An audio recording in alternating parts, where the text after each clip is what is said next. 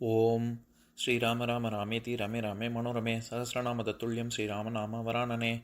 உலகம் யாவையும் தாமுழாவாக்கலும் நிலைபெறுத்தலும் நீக்கலும் நீங்களா அழகிலா விளையாட்டுடையார் அவர் தலைவர் அன்னவர்க்கே சரண் நாங்களே. எத்திர எத்திர ரகுநாத கீர்த்தனம் தத்திர தத்திர கிருத்தமாஸ்தகாஞ்சலிம் வாஷ்பவாரி பரிபூர்ணலோச்சனம் மாருதிம் நமது ராட்சசாந்தகம்.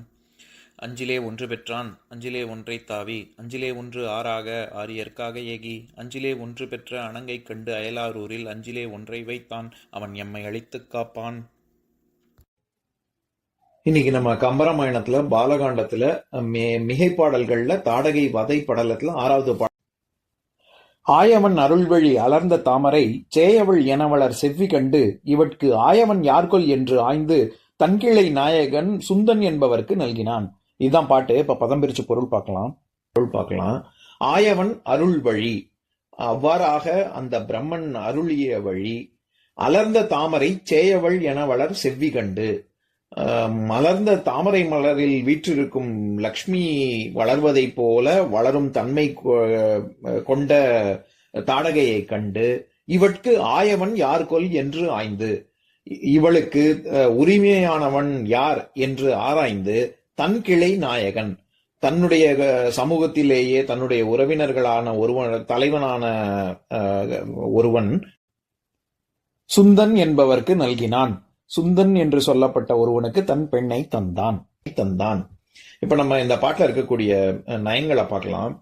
ஆயவன் அருள் வழி அப்படின்னா, ஆயவன்னா அப்பேற்பட்ட பிரம்மன். அதாவது நம்ம போன பாட்டோட தொடர்பு படுத்தி பார்க்கணும்.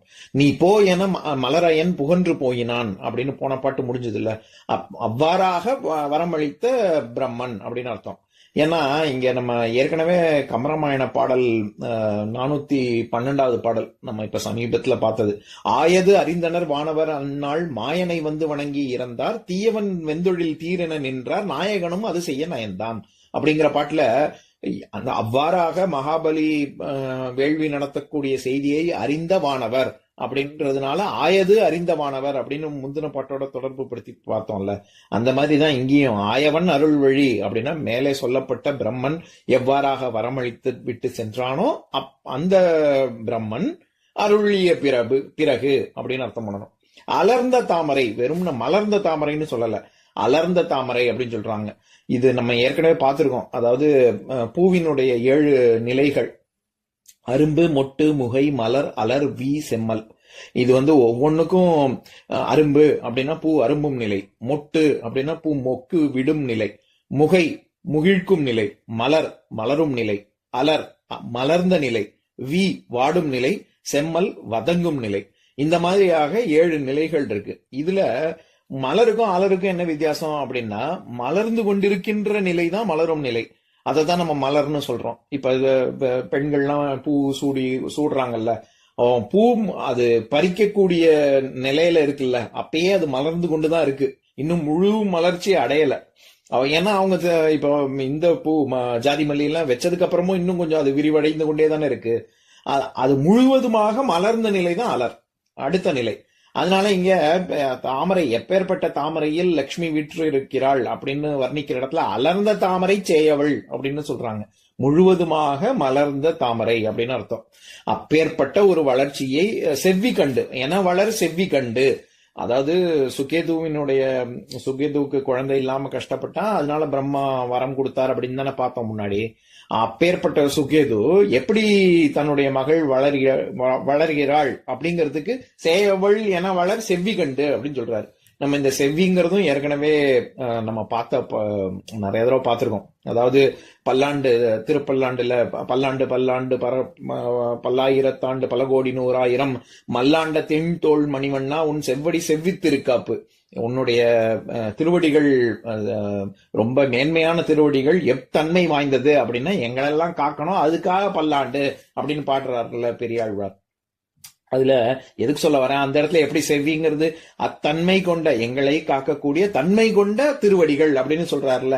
அந்த மாதிரி இங்கேயும் அலர்ந்த தாமரை சேவள் என வளர் செவ்வி கண்டு, அப்பேற்பட்ட லக்ஷ்மி போன்று இருக்கக்கூடிய வளர்ச்சியை கண்ட அந்த தன்மையை கண்ட சுகேது அப்படின்னு அர்த்தம் பண்ணணும். இவருக்கு ஆயவன் யார்கள், இந்த இடத்துலயும் ஆயவன் அப்படின்னு வருது. இந்த ஆயவனுக்கு என்ன பொருள்னா இவளுக்கு உரிமையான கணவன் யார் அப்படின்னு ஆராய்ச்சி செய்யறாரு சுகேது.